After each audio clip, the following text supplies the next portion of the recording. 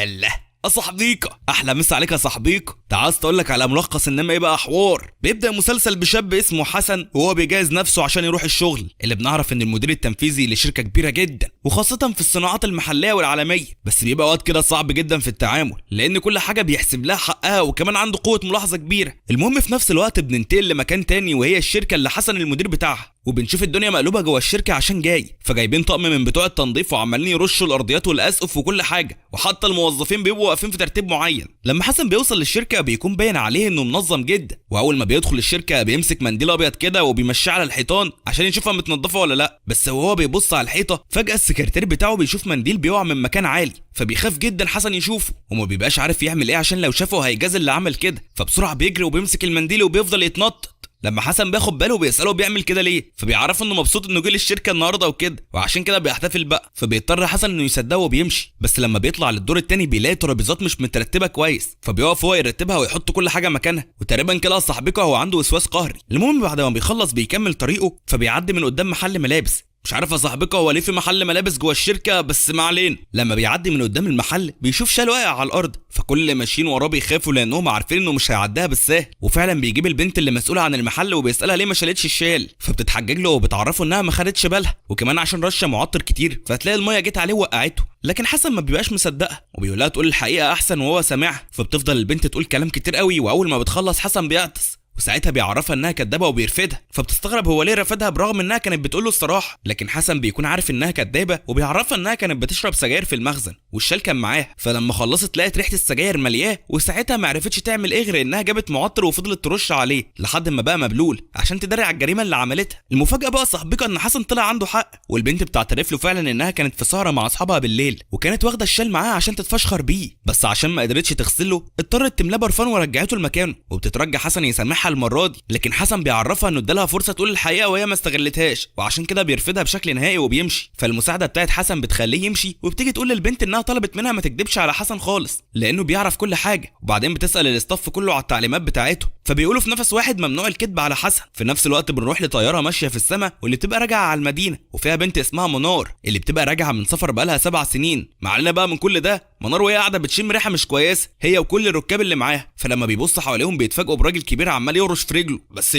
تقريبا كده ما غسلهاش بقاله 2 لحد ما ماتت وعفنت، فالركاب بيطلبوا منه يروح يغسل رجله يا اما يحطها في الجزمه ويريحه، لكن الراجل كان رخم قوي وقال لهم انه بيهرش بس عشان مش قادر يستحمل ومش هيبطل غير لما يرتاح. ده انت راجل نتن فوكس عليك راجل معفن. المهم بيضطروا كلهم يسكتوا عشان يرتاحوا ما عدا منار اللي بتقوم من على الكرسي بتاعها وبتبقى ماسكه كوبايه عصير في ايديها وبتدلقها كلها على الراجل، فبيبص لها بكل قرف كده وبيروح الحمام يغسل. اما منار بقى فبتسكت لحد هنا ابدا، دي بتمسك صباع الروج بتاعها وبتحطه على كرسي الراجل تحت الجاكيته عشان لما يرجع من الحمام يقعد عليه، ففي بنت صغيره بتشوفها وهي بتعمل كده لكن منار بتشاور لها تسكت وبتقول لها ما تقولش حاجه، وطبعا البنت اصلا متضايقه زي الباقيين من الراجل فبتفرح باللي هيتعمل فيه. وفعلا الراجل لما بيرجع من الحمام بيقعد على الروج من غير ما يحس. بعد شويه بتوصل الطياره للمطار والراجل بيبقى ماشي قدام منار فبتعرفه انه عامل حمام على نفسه، وهو لما بياخد باله ان البنطلون مليان لون احمر بيبقى محرج جدا والصراحه يستاهل اللي اتعمل فيه، وتقريبا كده منار دي مش سهله بس هنعرف قصتها قدام. المهم بنرجع تاني لحسن وهو رايح لمؤتمر كبير هيتعمل تبع الشركه وبيشرف على كل حاجه بنفسه، لكن اللي بيبقى فرق معاه هو فرج، ولما بيسال المساعد بتاعه عنه بيقول له انه بيحاول يجيبه وبيطمنه، بس حسن بيعطس تاني وتقريبا كده اي حد بيكذب على حسن بيجيله نوبه العطس دي، والله هي على قد ما هي متعبه الا انها بتفيد الصراحه. المهم بيسال المساعد بتاعه عمل ايه يعني عشان يجيبه، فبيقول له انه بيلف ويدور عليه في كل مكان وبقت وراه رجالته واول ما هيلاقيها هيجيبه للمؤتمر على طول، فبيطلب حسن منه انه يحلف لكن الراجل ما بيرضاش وخاصه لانه عارف انه بيكذب، فبيعرفه حسن ان فرج هيتعين النهارده في الشركه ولازم يتصرف ويجيبه حتى لو هيكتفه وبيسيبه وبيمشي. على الناحيه الثانيه بقى صاحبك بنشوف راجل كده افريقي وهو ماشي في الشركه واد زنج كده وفجاه الجيبه بتاعته بتقع على الارض، فالامن بيشوفوه وبنكتشف ان ده فرج بس كان متنكر عشان يهرب. المهم بيطلع يجري من الامن وهم بيطلعوا يجروا وراه، فبيحاول فرج يلاقي مكان يهرب فيه ما بيلاقيش لحد ما بيشوف ظابط ماشي في الشارع فبيروح يطلب منه ياخده معاه، والحراس لما بيلاقوا واقف مع الظابط ما بيرضوش يتدخلوا عشان ما يحصلهمش مشاكل. اما فرج فبيتحايل على الظابط لكن الظابط بيعرفه انه مش هياخده معاه كده بدون جريمه وبيسيبه وبيمشي، فالامن بيشوفوا فرج وهو رجع يقف لوحده تاني وكانوا هيجروا عليه لولا ان مسك تورته من راجل معدي في الشارع ولزقها في وش الظابط. الله يا عم قال لك تاخده معايا لازم يعني يبهدلك. طبعا الضابط ما بيأخرش طلب وبياخده على الاسم على طول. بنرجع تاني للمؤتمر وحسن بيشرف على كل حاجه بنفسه، وبتوصل رئيسه مجلس الاداره وبتسال على فرج، فبيقول لها انهم بيحاولوا يلاقوه وبيطلع يقول كلمته، وعلى ما بيخلص بتطلع الرئيسه برضه تقول كلمتها وبتعلن ان فرج اتعين من النهارده المدير التنفيذي للشركه ومستنيينه يوصل عشان يسلموه الشغل. ولما بتسال حسن لو كانوا لاقوه بيقول لها انه بعت له فيديو الصبح وما يعرفش حاجه عنه من ساعتها، فبتطلب منه يعرض الفيديو قدام الكل، فبيعرفها حسن انه لسه ما اتفرجش على الفيديو ومش عارف هيبقى كويس ولا لا، لكن الرئيسه بتصمم انه يتعرض، وبيطلع فرج بيتسكع مع البنات ومقضيها، وبعت انه لو اتعين المدير في الشركه هيدي للموظفين اجازه 3 ايام. فلما حسن بيتفرج على اللي فرج بيعمله بيتحرج وبيحاول يبرر للناس عمايله، فبيقول لهم انه بيمارس حياته بشكل طبيعي عشان يفضل مرتاح ويشتغل بشكل كويس. وطبعا باين جدا ان الاتنين مختلفين عن بعض. بنرجع بقى لمناره صاحبيكه وهي رايحه للمقابر وبتطلع ازازه خمره من معاها وبتقدمها هديه لابوها الميت. ايوه كده دلعني، اشربها بقى في جهنم ان شاء الله. ولما بتخلص بتروح على البيت، فبنعرف انها هتعيش مع مامتها وجوزها اللي بيعاملها كانها بنته، وبنت الراجل اللي اسمها هاجر اللي اصلا ما بتبقاش طايقه منار في اي حاجه، فبتحاول تضايق منار باي كلمه، لكن منار بقى تسكت ابدا، دي واحده كياده بتقدر تغيظها كويس وبتسكتها. المهم بقى ان في وسط كل الكلام ده والده منار كانت عاوزه بنتها تتجوز باي طريقه، وعشان كده كانت مستنياها ترجع من السفر، لانها بتحدد لها كام ميعاد كده مع الشباب عشان يتعرفوا على بعض ويشوفوا النصيب هيودوهم لفين. لكن منار ما كانش عاجبها الطريقه دي خالص، واصلا ما بتفكرش في الجواز ولا بتطيقه، فازاي هتقعد مع شاب ما تعرفش عنه حاجه غير الطقم اللي هيقابلها بيه. لكنها بتضطر تسمع الكلام عشان مامتها. تاني يوم بتروح منار لشركه جوز مامتها وبتجهز نفسها عشان تستلم اول شغل ليها، فبتروح هاجر تتكلم معاها وبتحاول تطفشها من الشركه، وخاصه انها شركه باباها، بس منار كانت رخمه وعرفت ازاي تعصبها وخلتها تسيبها وتمشي. فهاجر اتضايقت وطلعت تجري على باباها وسالته ازاي يعين منار في منصب مدير مره واحده، وخاصه انها لسه جايه وما عندهاش خبره، فبيسالها باباها لو كان عندها خبره لما عينها مكانها قبل كده، فبتتحرج هاجر وما بتعرفش ترد عليه. لكن باباها كان هارش الموضوع من البدايه وعارف ان بنته ما بتحبش منار وعشان كده عاوزه يطفشها بعيد عنها، فبيحاول ينصحها تقرب منها، لكن هاجر حربوها كبيره وما بترضاش. فبيسالها عملت ايه في منصبها الجديد، فبتقول له انها عاوزه تزود المبيعات بتاعه الشركه وبتدور على مكان تعمل معاه اتفاقيه عشان يزودوا الانتاج. فبيعرفها باباها انها اختارت شغل صعب وخاصه انها لسه في البدايه وما عندهاش خبره، وبيقول لها ان شركه حسن بيدوروا على مصانع جديده ينتجوا لهم الشغل بتاعهم، فبتقرر تروح بنفسها لحسن تتكلم معاه، وبتاخد نفسها وبتطلع عليه. بتوصل هاجر على شركه حسن وبتطلب تقابله، فبيدخل المساعد بتاعه يقول له، لكن حسن بيساله لو كانت واخده ميعاد ولا حاجه، فبيقول له لا، فبيطلب منه يمشيها وما تجيش غير لما تاخد معاه ميعاد. فبيطلع الراجل عشان يمشيها، لكنه بيتفاجئ انها داخله عليه،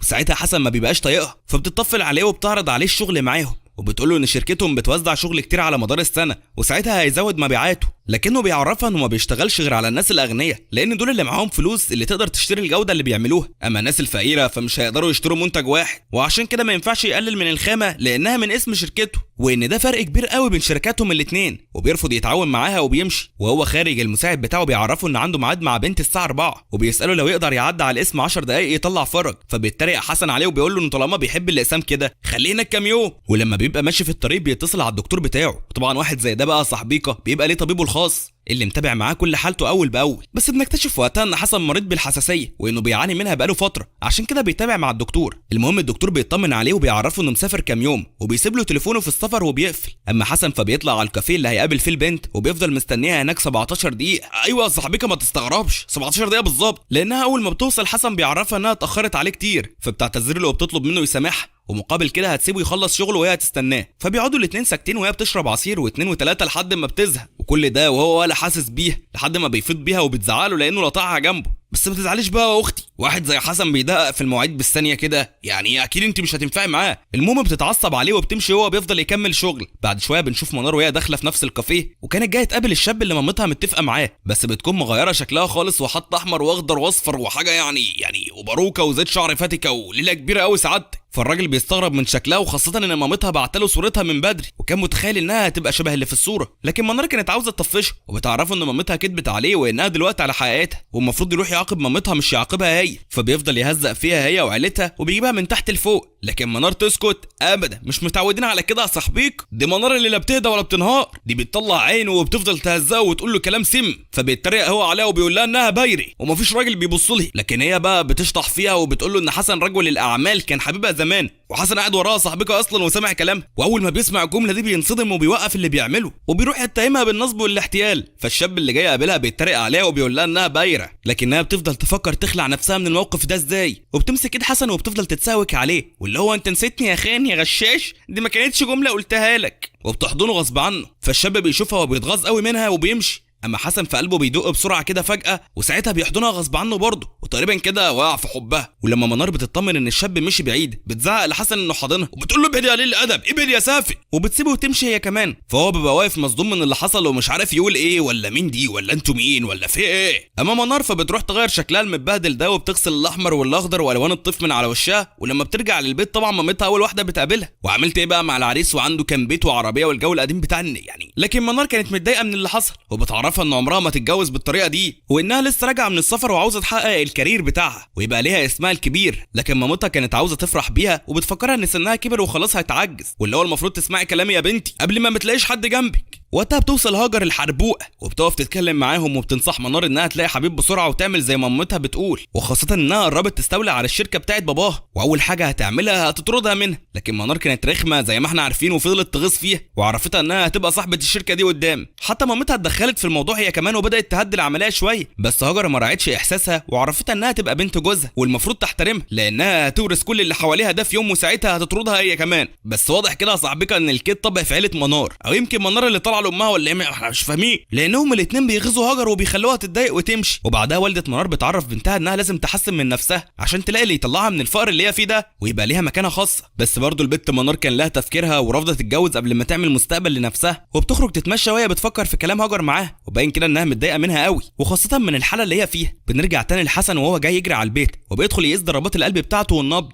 وبيفتكر كل الكلام اللي منار عملته معاه، وما بيبقاش مصدق ان في ناس لسه بيكذبوا بالطريقه دي. لكن ما بيعديش كتير وبيجي له تليفون من المساعد بتاعه يعرفوا انهم لقوا فرج، فبيطلب منه يراقبه لحد ما يروح له، وبيجري يركب عربيته وبيروح يشوف الحاج فرج ده بيعمل ايه. اما منار بقى فكانت ماشيه في الطريق وسرحانه، وحسن بيعدي من قدامها بالعربيه فبيخبطها خبطه خفيفه فبتقع على الارض، فبيوقف العربيه بسرعه وبينزل يطمن عليها. طبعا عشان كانت على طبيعتها فما كانش عارف انها نفس البنت اللي قابلها في الكافيه، على عكسها اول ما شافته افتكرت اللي هببته معاه الصبح، وكويس انه ما عرفهاش وكمان كانت مغيره شكلها، وهو عشان راجل جنتل بيطمن عليها وبيساعدها وبيطلب منها يعالجها وينقلها للمستشفى، بس ما بتردش عليه، فبيديها رزمه فلوس والكارت بتاعه، وبيطلب منها لو احتاجته في اي وقت تتصل بيه. وبيطلع هو يروح لفرج اللي بنشوفه مقضيها في الحانه وعمال يتسكع مع نسوان، ولما حسن بيوصل بيدخل يدور عليه، لكن فرج بياخد باله منه وبيهرب قبل ما يشوفه، بس حسن بيلاقيه وبيروح يمسكه. وقتها فرج بيرمي عليه حاجات وبيطلع يجري، ولما حسن بيروح وراه فرج بيهدده انه هيرمي نفسه من فوق، فحسن بكل برود بيقول له لو رميت نفسك من الاحسن تموت عشان ما تبقاش مشلول وافضل الف بيك في كل حته كده. لكن فرج بيعرفه انه مش عاوز يمسك الشركه وعاوز يعيش حياته بالطريقه اللي حاببها، ولما بيلاقيه مصمم بيبص تحته فبيلاقي المسافه قريبه فبينط وبيجري. ولما المساعد بيوصل عند حسن بيساله ازاي فرج طلع من الاسم، فبيقول له ان الرئيسه طلبت منه يدفع له فلوس الكفاله بتاعته، فبيتضايق حسن جدا، ويا ابني انت السكرتير بتاعي مش بتاعها هي. لكن الراجل معاه حق الصراحه وهو بيقول له انه ما يقدرش يخالف كلام الرئيس، فبيسيبه حسن وبيمشي. بنرجع تاني لهاجر وهي بتفكر في اللي حسن عمله معاها وفي كل كلمه قالها لها، والصراحه كده يا صاحبك ان رجال الاعمال دول بيفكروا بطريقه مختلفه عننا،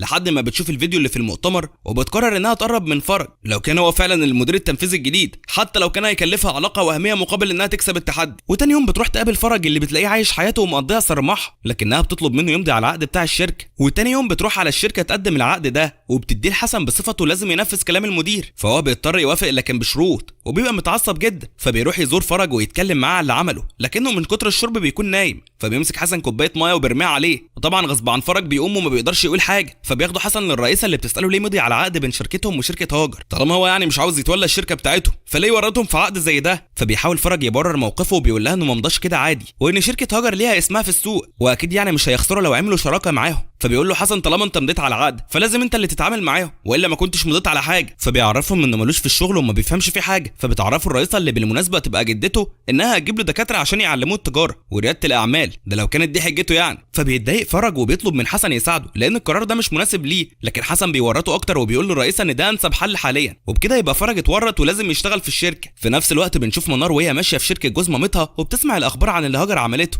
وطبعا هاجر بتبقى فرضه سيطرتها لانها مغروره وعاوزه كل حاجه تبقى تحت ايديها، وحتى بتخلي كل الموظفين نفسهم يتكلموا بشكل وحش عن منار اللي بتبقى ماشيه في الشركه وبتسمع اتنين بيتنمروا عليها وبيقولوا انها ملهاش حاجه في الشركه واكيد هتترفض قريب. لكن منار بتروح تزعق له وبتقول لهم لما يجيبوا سيرتها بعد كده يجيبوها بالحلو، وبتكمل مشي لحد ما بترجع مكتبها. فبتروح هاجر وراها وبتسالها ليه عاوزه تمشي النهارده بدري. بتعرفها منار انها تعبانه وقدمت على اجازه لكن ما معاش اللي يثبت ده. فبتقول له هاجر تبقى تخصم منها لو مش مصدقاها. بس هاجر بتاخد بالها من رجليها اللي متعوره وساعتها بتعرفها انها مديره قسم التصميم ولازم تشتغل على تصميمات اكتر عشان يطلعوا شغل في اسرع وقت وتسيبها وتمشي. بنرجع لحسن وفرج اللي بيبقوا قاعدين يقابلوا في ناس عشان الوظيفه الجديده. بس فرج ما بيكونش على باله خالص وبيقضي الوقت في الشركه عشان يخلص ويمشي. فبيزعق له حسن وبيطلب منه يروح على مكتبه. وبعد شويه بتيجي موظفه من شركه هاجر وبتقدم على الوظيفه الجديده. فبيستغربوا انهم لسه عاملين مع شركتها شراكه جديده وهي بتسيبهم وجايه لهم هم. فبتعرفهم انها عاوزه تكبر وتحسن من مستواها وبتديهم التصميمات بتاعتها. فحسن كان شاطر جدا ولما بص في التصميمات كلها لقى في حاجات مختلفه عن بعض. ولما سالها البنت افتكرت انها سرقت التصميمات دي من شركه هاجر وخاصه من مكتب منار لكنها بتكذب عليهم وبتقول لهم ان التصميمات دي بتاعتها هي وعاوزه تشهر نفسها بيها. فبيوافقوا انهم يعينوها في الشركه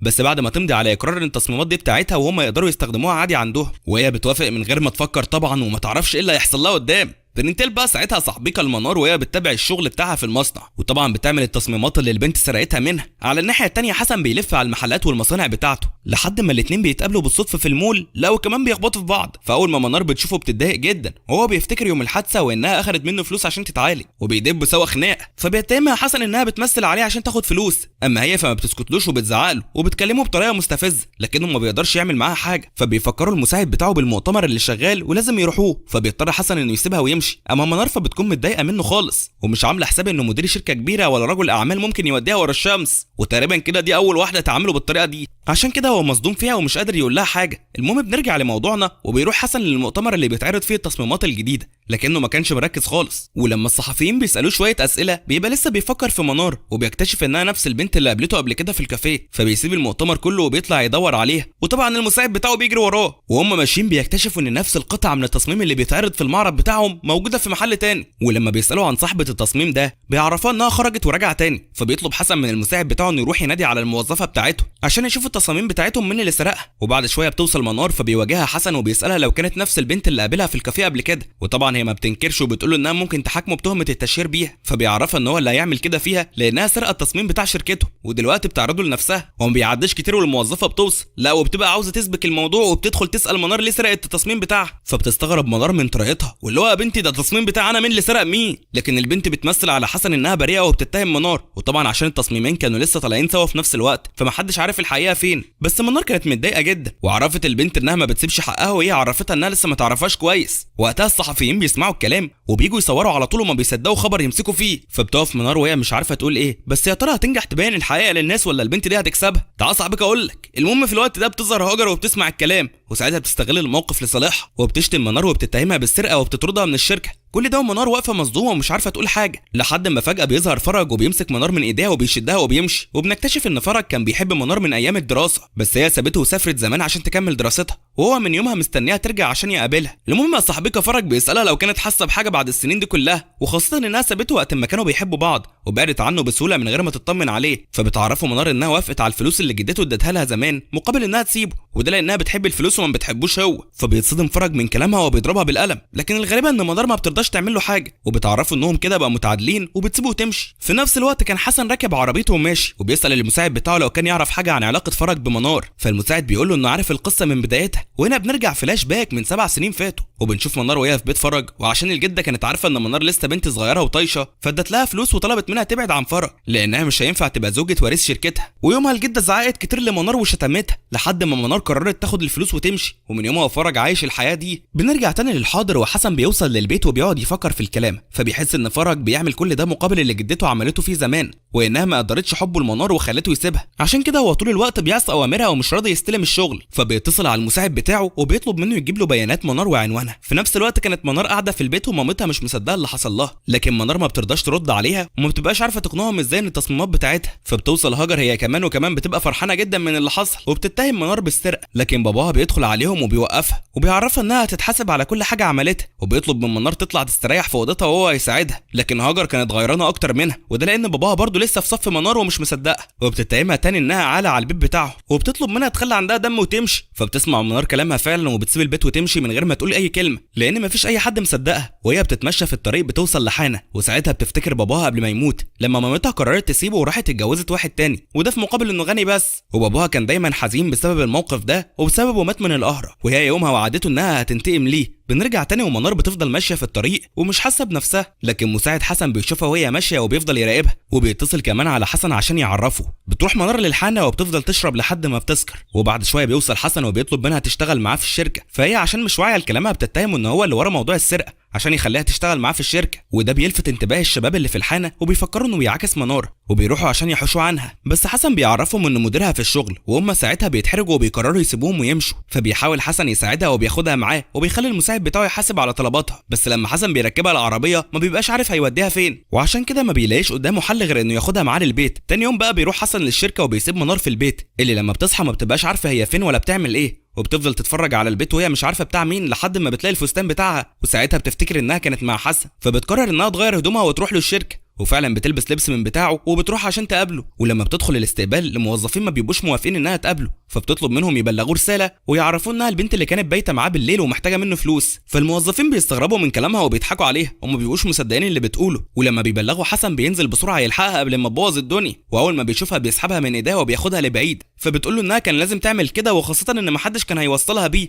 لانها ما كانش معاها فلوس تحاسب التاكسي. فبيضطر انه يحاسبه وبيسالها لو محتاجه حاجه تاني، فبتعرفه انها عاوزه تتكلم معاه لكنه بيرفض. فبتقرب منه وبتبوسه من خده قدام كل الموظفين اللي بيتفرجوا عليهم ومش مصدقين ان كل ده يطلع من حسن. فهو بيتحرج جدا من الموقف، وكمان بيبقى قرفان لانه اول مره يتحط في موقف زي ده. فبياخدها معاه لمكتبه قبل ما بهدله اكتر من كده، وبيسالها عن اللي عاوزاه، فبتقول له انها موافقه تشتغل معاه في الشركه. بيفكر حسن شويه وبيقول لنفسه ان ده ممكن يبقى الحل الوحيد، انه يخلي فرج يشتغل معاه، وبيوافق انها تشتغل في الشركه، وبيعينها كمان المساعده الشخصيه بتاعته، وبيخليها مسؤوله عن قسم التصميمات، وكمان بياخدها المحل ملابس وبيخليها تختار لبس كويس عشان تغير هدومها المبهدله دي. وبيطلب من اللي شغاله هناك تبقى تبعت له الفاتوره على مكتبه. فمنار بتغير هدومها وبتسيب الشركه وتمشي، وبيتضح انها راجعه لبيت مامتها، بس ما بتلاقيش غير هاجر اللي هناك اللي بتستلمها تريقه، وكمان بتبقى غيرانه لانها رجعت تاني وهتسبب لها مشاكل، وبتقول لها انها قالت انها مش هترجع تاني. فمن غير كلام بتطلع منار على اوضتها وبتلم هدومها وبتمشي، وبتروح لبيت حسن. فبتفضل قاعده قدام الباب مستنياه يرجع، اللي اول ما بيرجع ويشوفها ما بيرضاش يدخلها، وبيدخل هو ينام من غير ما يحس باي ذنب ناحيتها. وبالليل بتكون منار رايحه في النوم لحد ما شاب من جيران حسن اسمه خالد بيشوفها وبيقومها، وبيسالها نايمه على الارض ليه. فبتكذب عليه وبتقول له ان حبيبها طردها بره البيت ومش راضي يدخلها، وطبعا قصدها على حسن. فبيروح خالد يخبط على الباب وبيزعق مع حسن على اللي عمله فيها، لكن حسن بيتضايق منه وبيزعق له وبيقول له انه لو كان راجل زي ما عاوز ياخدها ببات عنده، وبيدخل ويقفل الباب وراه. فخالد بيروح ياخد منار عشان تبيت عنده لانه مش هينفع يسيبها كده. اما حسن فبيدخل البيت وبيفكر في اللي عمله، وبيبدا يحس بالذنب ناحيتها، وبيطلع عشان يجيبها من خالد، وبيخليها تبات في شقته، وهو بيدخل ينام. تاني يوم لما بيصحى بيلاقيها نايمه في الصاله، فبيسيبها وبيروح على الشغل، لكنه ما بيكونش نام كويس وبينام على المكتب. ولما الموظفين بيدخلوا عليه بيستغربوا من حالته، وخاصه انه اول مره ينام في الشغل كده. ولما المساعد بتاعه بيساله ليه ما عرفش ينام في البيت، بنكتشف انه كان سهران مع منار طول الليل لانها كانت تعبت، وفضل يراعيها ويهتم بيها عشان تخف، وكمان عمل لها اكل بنفسه لحد ما اطمن عليها. وساعتها شافها وهي بتخرف بالكلام وبتتكلم عن باباها اللي مات،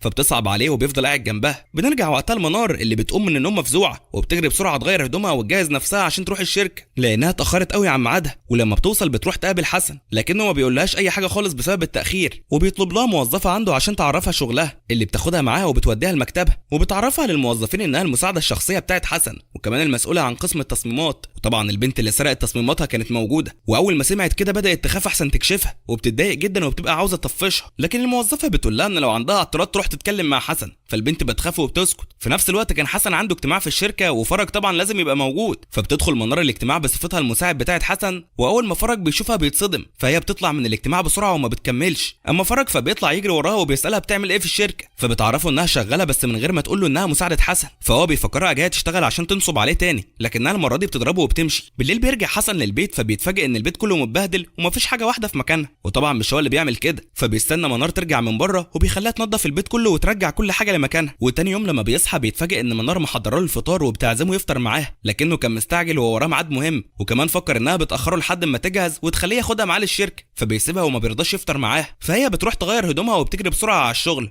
واليوم ده كان يوم مهم بالنسبه للشركه، لان اليوم ده هيتعرض فيه التصميمات الجديده اللي البنت سرقتها من منار. وخلينا صاحبك نسمي البت الحراميه دي ساره عشان ما نتوهش من بعض. طبعا التصميمات بتجيب عائدات كبيره جدا، وده بيخلي ساره تفرح وتغيظ منار وبتعزمهم كلهم على العشاء، ومنار يعني واقفه مش قادره تعمل حاجه. المهم بالليل كلهم بيتجمعوا على العشاء، بس ساره بتدبس منار في الحساب اللي بتتحرج وبتضطر انها تحاسب. فلما حسن بيشوفها بيعرف ان المبلغ كبير عليها، وانها كده كانت بتكذب عليه واكيد معاها فلوس تانية تقدر تأجر شقه، وما بيرضاش ياخدها معاه وبيروح يستناها في البيت لحد ما بتوصل وبيواجهها انها معاها فلوس، وبيطلب منها تمشي من البيت وتشوف بيت تاني تأجره، لكنها قالت له انها استلفت الفلوس دي من حد صاحبها، وطبعا هو بيعرف انها بتكذب عليه فبيقول لها تستلف تاني منه وتمشي. ما بتلاقيش منار حل غير انها تقول الحقيقه، وبتعرفه ان الفلوس اللي دفعتها دي كانت فلوسه، وبتحكي له انها لما حضرت الفطار الصبح وجت عشان تمشي اكتشفت انه ما كانش معاها فلوس، ففضلت تدور في البيت لحد ما لقت المكان واخرت منه. ولما بيسمع حسن الكلام ده بيروح يبص في الخزنه بتاعته وبيلاقيها واخده فلوس فعلا، وسايبه له ورقه اعتذار وبتقول له فيها انها استلفت المبلغ ده منه وهترجعه له كمان شهر. فبتطلع له البطاقه بتاعتها وبتديها له، وهو بياخدها منها عشان ما تهربش. تاني يوم بقى لما حسن بيروح الشركه بيبقى في مشكله كبيره بسبب التصميمات اللي ساره نفذتها، وده لان اخر زبون اشترى التصميم بتاعه وعمل له حساسيه، وحسن بيلوم على ساره وبيرموا عليها الذنب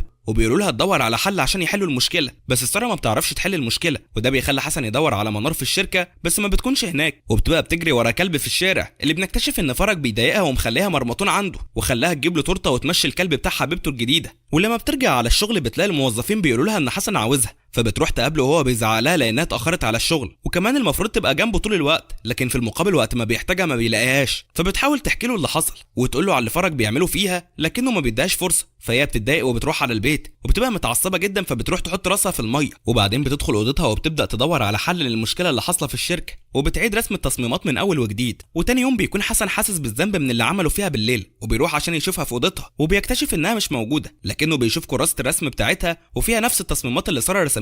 في الوقت ده بس بيبدا يشك ان منار مصدومه وفعلا تصميماتها مسروقه، واول ما بيوصل للشركه بيلاقيها سبقته على هناك، وبتفضل ماشيه وراه عشان تقول له انها لقت حل للمشكله، لكن ما بترضاش تقول له غير في اجتماع رسمي، وهو بيوافق وبيعمل الاجتماع. فبتدخل تعرض التصميم الجديد بتاعها، وبتطلب انهم يشوفوا حد مشهور يتكلم عن التصميم لان ليه شعبيه كبيره واكيد الناس هتحب تتفرج عليه، وبتعرض ان اللي تتكلم باسمهم تبقى حبيبه فرج الجديده بصفتها موديل مشهوره وكده، لكن فرج بيرفض رايها، اما حسن فبيعجبه القرار وبيوافق عليه، وبيخلي الكل يوافق وبيبداوا يشتغلوا على الموضوع. ولما بيرجع للمكتب بيطلب من المساعد بتاعه انه يجيب له تصميمات ساره عشان يقارنها بتصميمات منار ويشوف مين فيهم اللي صادقه، وبيفضل قاعد يدور في كل تصميم لحد ما بيكتشف فعلا ان منار مظلومه وساره هي اللي سرقت التصميم، فبيقرر يصالح منار ويجيب لها تليفون هديه عشان وقت ما يحتاجها يكلمها. تاني يوم بتروح منار تقابل حبيبه فرج عشان تتفق معاها، لكنها بتكون غيرانه منها عشان كانت حبيبه فرج القديمه، وبتتعامل مع منار بقله ذوق، وفجاه وهم بيتكلموا بيجي لها تليفون فبتقوم ترد عليه من غير ما تسلم على منار، وبتلاقي فرج اللي بيتصل عليها اللي بيورط منار وبيخلي شكلها وحش قدامها، وبيقول لها ان منار كانت رايحه تتفق مع موديل تانية بس لما رفضت قالت هتروح تتفق معاها، فبتتعصب البنت جامد وبترجع ترفض العرض بتاع منار، فبتتضايق منار من اللي حصل وبتفكر في خطه تقنعها بيها، وبترجع للبيت وبتعمل فطيره لحسن، فبيعرف انها عاوزه منه حاجه، ولما بيسالها بتقول له انها عاوزاه يروح معاها البيت الموديل تاني يمكن تقتنع، وبتفضل تتحايل عليه كتير لحد ما بيضطر يوافق. وتاني يوم بيروحوا الاتنين سوا للموديل، بس بيتفاجئوا ان في ناس كتير متجمعين قدام بيتها والامن مش راضي يدخل حد، فبتفكر منار في فكره تخليها تدخل تقابلها، وبتعمل نفسها حامل وهتولد، وبتفضل تتحايل على الامن لحد ما بيوافقوا فعلا يدخلوها. كل ده بقى وحسن واقف مصدوم من اللي بتعمله وانها قد ايه شاطره في الكذب، لكنه بيجريها وبيروح معاه. فبتوصل الموديل وبتتكلم مع حسن وبتقول له انها مستغربه انه معين بنت حراميه عنده في الشركه، وخاصه ان الكل عارف انها بتسرق التصميمات. منار بتبقى واقفه مش عارفه تتكلم وزعلانه على الحل اللي وصلت له، بس حسن بيرد لها كرامتها وبيقول للموديل انها حلوه من بره بس وحشه من جوه، وطبعا الموديل بتتضايق من كلامه، لكن حسن بياخد منار وبيمشي. وطول الطريق كانت منار ساكته وزعلانه، بس بتكتشف ان البنزين هيخلص وهم داخلين على الليل والطريق طويل لسه ومش هيوصلوا، فبيضطروا انهم يباتوا في اي مكان لحد الصبح. ولما بيروحوا الفندق بتطلب منار من حسن بطاقته عشان يسجله، بس حسن بيعرفها انه ما بيشيلش الكلام ده وبيمشي، فبيرجعوا للعربيه وبيفضلوا قاعدين فيها، لكن منار بتجوع فجاه وبتطلب فلوس من حسن، ولما بتروح تجيب الاكل بتلاقي السما بتمطر، فبتقول لحسن انها هتطلع تبات في الفندق وهتسيبه في العربيه، وفعلا بتعمل كده. اما حسن بيكون قاعد وفجاه بيسمع صوت الرعد فبيحط ايده على ودانه، وبيتضح ان عنده ذكريات سيئه مع المطر. وبعد شويه بنشوفه وهو بيخبط على منار، واول ما بتفتح له بيغمى عليه، فهي بتاخده وبتفضل قاعده جنبه طول الليل. وتاني يوم لما بيصحى بيلاقيها نايمه جنبه، فبيقوم مفزوع وبيصرخ، وبيقرر انهم يمشوا بسرعه للشركه. لما بيوصل حسن للشركه بيشوف مامته وهي نازله من العربيه وجايه تقابل فرج، فبيبدا يفتكر ذكرياته معاها وقت ما كان في الثانويه، وكان يومها في اجتماع للاباء، فهي راحت قعدت جنب منار وفرج افتكرها مامتها،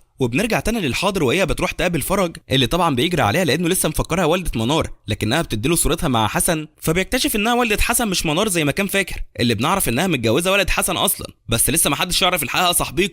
وفي الوقت اللي والده حسن بتمشي فيه بتوصل منار للشركه، ولما بتدخل بتلاقي الموظفين بيقولوا لها ان الموديل مضت عقد الشغل بينهم، فبتستغرب انها وافقت على الشغل معاهم وكانت رافضه في البدايه. وبعد شويه بيجي لها تليفون من مدير اعمال الموديل اللي بيعرفها ان لما حسن زعق لها هي اتحرجت من نفسها واللي عملته، وساعتها وافقت على الشغل، فبتفرح منار جدا. وبالليل بترجع للبيت فبتلاقي حسن هناك، لكنه بيبقى تعبان بسبب الليل اللي قضاها في المطر، فبتفضل قاعده جنبه طول الليل وتهتم بيه. على الناحيه الثانيه فرج بيكون قاعد في البيت ومعاه البوم صور ليه مع منار ايام الثانوي، وبيفتكر كل الذكريات بتاعتهم سوا، وبيبدا يحن ليها من تاني برغم اللي حصل. تاني يوم بقى بتوصل الموديل للشركه عشان التصوير بتاع التصميمات الجديده، وبيكون فرج حاضر اليوم ده، واول ما بيشوف منار بيشدها من ايديها على جنب وبيوريها الصوره اللي والده حسن ادتها له، وبيسالها ليه ما اتخلصتش من الصوره دي لو كانت لسه بتحن له، فبتتعصب عليه وبتضربه، وبتعرفه انها قطعت علاقتها بيه ومش عاوزه ترجع له تاني، فهو بيتضايق من اللي عملته، وطول اليوم بيخليها زي الخدامه، وبيخليها تخدم الموديل طول اليوم، حتى بيخليها تمسك السلم اللي كانت هتطلع عليه، ووقت ما بتطلع الموديل على السلم عشان تاخد الصوره فجاه السلم بيقع بيها، لكنها بتقع على منار اللي بتتألم من كتر الوجع. بيوصل الخبر لحسن وبيتعصب جدا من اللي حصل، وبيعرف انها اتنقلت للمستشفى، فبيقرر يروح يطمن عليها بنفسه، واول ما بيوصل بيبقى محرج جدا وخايف تفكره معجب بيها وكرامته نقح عليه، فبيمثل انه جاي نيابه عن الشركه يعني كلها، وبيطمن عليها وبيمشي. في نفس الوقت كان فرج قاعد مع الموديل، لكن بيبان عليه انه متضايق بسبب اللي حصل لمنار، وبيبقى عاوز يروح يطمن عليها لكنه محرج، فبيفضل يشرب لحد ما بيسكر وما بيبقاش داري بنفسه، فبتضطر الموديل انها توصله لبيته،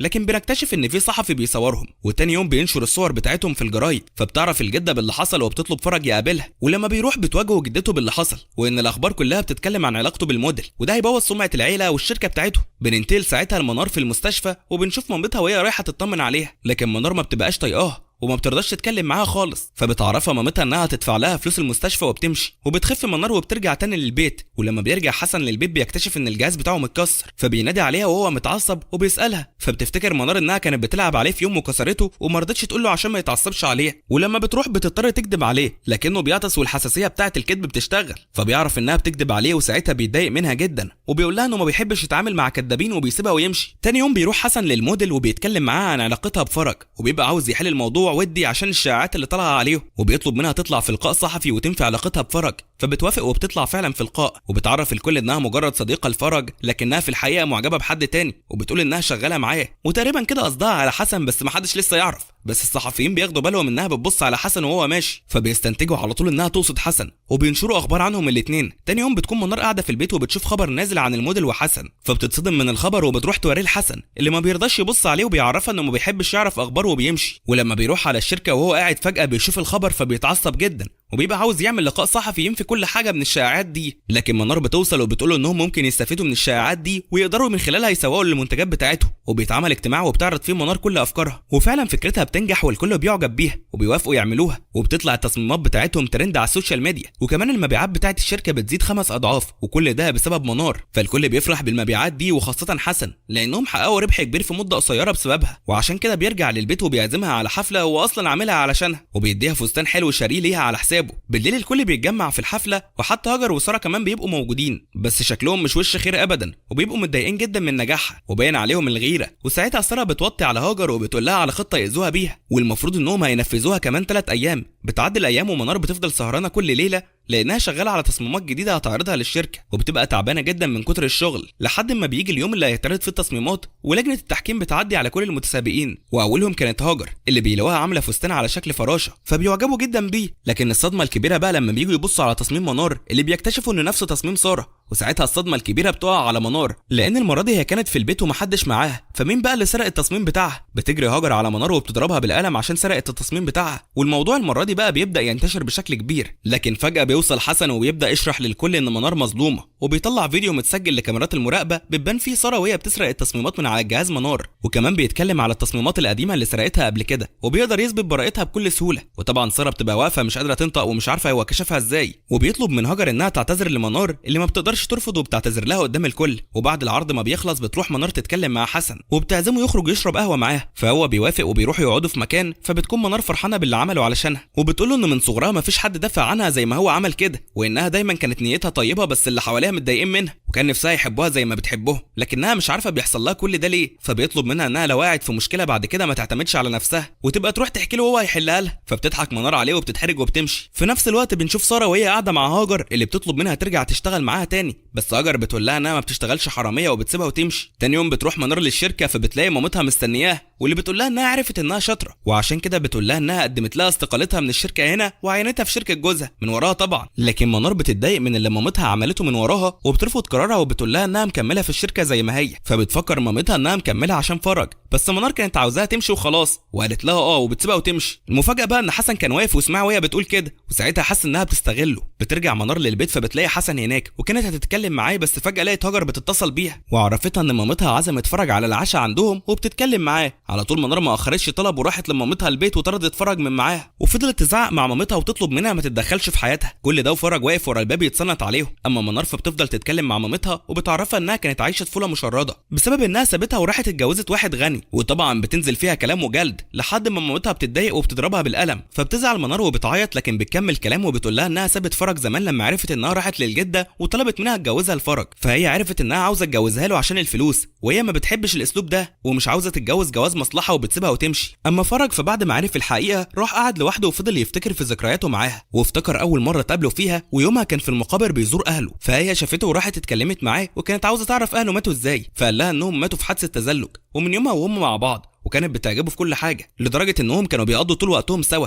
بنرجع تاني للحاضر وبنشوف منار وهي رايحه للشركه وبتبقى واقفه تتكلم مع حسن، لكن فجاه بيوصل فرج ومعاه بوكيه ورد بيقدمه لها هديه. وطبعا حسن مصدوم من اللي شايفه لكن ما يقدرش يتكلم وبياخدوا فرج للمكتب وبيعرفوا انه قرر يرجع تاني لمنار بعد ما عرف قيمتها وعرف انه خسرها. بيحس حسن وقتها انه غيران على منار لكنه مش عارف هو ده حب ولا ايه، وبيطلع وهو متضايق يروح للدكتور بتاعه اللي بيقول له انه دور على المرض بتاعه في كل مكان لكن مش لاقي له علاج، والدكاتره استنتجوا انه متعلق باهله وبيسالوا لو كان فاكر اي حاجه عنهم، لكن حسن بيكون فاقد الذاكره حرفيا وتقريبا حصلت له حاجه زمان خلته ينسى كل حاجه. على الناحيه التانيه فرج بيفضل يتصل على منار طول الوقت وهي كل ما يرن عليها ترفض تتكلم معاه، فبيحاول من اكتر من تليفون بس برضه بتصده لحد ما بيوصل حسن للبيت وبيتكلم معاها وبيطلب منها تعترف لفرج بحبها لو كانت فعلا بتحبه مش تمثل عليه وتفضل معلقه معاها. لكن منار بتعرفه انها مش بتكذب ولا بتمثل ولا حتى مياله ليه. وقتها حسن بيواجهها وبيقول لها انه سمعها وهي بتتكلم مع مامتها في الشركه وهي بتقول انها شغاله في الشركه عشان فرج، فبتعرف منار انه كان بيتصنت عليها وبتقول له انها قالت لها كده بس عشان تحل عنها وتسيبها في حالها، لكن حسن بيكون شايفها غير كده وما بيبقاش مصدقها. ولما بتلاقيه مش راضي يسمع منها بتقول له ايوه انا بلعب بيه وبتسيبه وتمشي وبتروح تقعد مع خالد في شقته بعد ما بقوا اصحاب وحبايب. وبعد شويه بيوصل فرج لشقه حسن فبيتفاجئ حسن انه جاي يزوره لاول مره، لكن فرج بيشوف جزمه بنت عنده في الشقه وساعتها بيستغرب انه بيجيب بنات في الشقه وما يعرفش انها منار. يا ترى بقى صاحبك لما يعرف هيعمل ايه؟ المهم بيفضلوا يتكلموا مع بعض وبعد شويه الباب بيخبط فبيفتكر فرج انها البنت اللي حسن بيقابلها وبيطلع يجري يفتح الباب عشان يشوفها، فبيحاول حسن يلحقه لكنه ما بيعرفش ولما بيفتحوا الباب ما بيلاقوش حد واقف. بنكتشف ساعتها ان منار هي اللي كانت بتخبط على الباب ولما اكتشفت ان فرج في الشقه ما رضتش تكمل ورجعت تاني لشقه خالد عشان تستخبى، فبيعرف حسن ان منار هي اللي كانت بتخبط وانها مستخبيه عند خالد. ولما عرفت ان فرج عنده راحت تستخبى عنده ولما فرج مشي راح خبط عليها ورجعها للبيت، بس فجاه وهم بيتكلموا فرج بيدخل عليهم وبيضرب حسن بالقلم لانه بيفكر انه بيخونه مع منار وعلى علاقه بيها، فبيحاول حسن يفهمه الحقيقه وبيقعدوا معاهم وبيقول له ان منار قاعده معاه عشان ما عندهاش شقه وحتى بيدفعها ايجار مقابل القعاد عنده، يعني مفيش علاقه بينهم الاثنين. فبيفرح فرج انهم مش مرتبطين وبيسيبهم وبيمشي. وتاني يوم بيتصل على منار وبيعزمها على الغدا اللي لما بتروح له بيبقوا فرحانين جدا وبيبان قد ايه انها اتغيرت، لكنها بتصدمه وبتقول له انها كانت بتحبه لكن دلوقتي مفيش حاجه في قلبها من ناحيته وبتطلب منه يبقوا اصحاب وخاصه الفتره دي. فبيفضل فرج يزن عليها ويوعدها انه مش هيضايقها بس ترجع له، لكنها بتتضايق منه وبتقوم تمشي. فبيرجع فرج للبيت وهو متضايق وما بيرضاش ينزل خالص لحد ما بيروح له حسن البيت ولما بيلاقي عنده اكتئاب بيعرض عليه ينزلوا يتمشوا سوا. في الوقت ده بقى صاحبيكا بنعرف ان فرج وحسن كانوا اصحاب من زمان وكان حسن بيتعامل معاه كويس من صغرهم حتى كان بيعتبره اخوه الصغير وبيدافع عنه. وبنرجع تاني للحاضر وبنشوف حسن وهو واقف يتكلم مع فرج وبيقول له انه هيساعده ويخليه يقرب من منار بس بيشرط عليه في المقابل انه يتعلم الاداره ويمسك الشركه، وطبعا فرج بيوافق برغم انه كاره الموضوع، لكن المهم بالنسبه له انه يرجع لمنار وبيروحوا للبيت وبيمضوا عقد سوا باللي اتفقوا عليه. ومن اليوم ده بيبدا فرج يتعلم الاداره زي ما وعد حسن، وحتى حسن بيحاول يعمل اي حاجه عشان منار ترجع له. ولما فرج بيروح الشركه بيكون اتغير 180 درجه واعضاء مجلس الاداره ما بيبقوش مصدقين انه بقى شاطر كده، حتى بقى بيدي قرارات وافكار كويسه. اما حسن بقى فبيروح يفتش في حاجه منار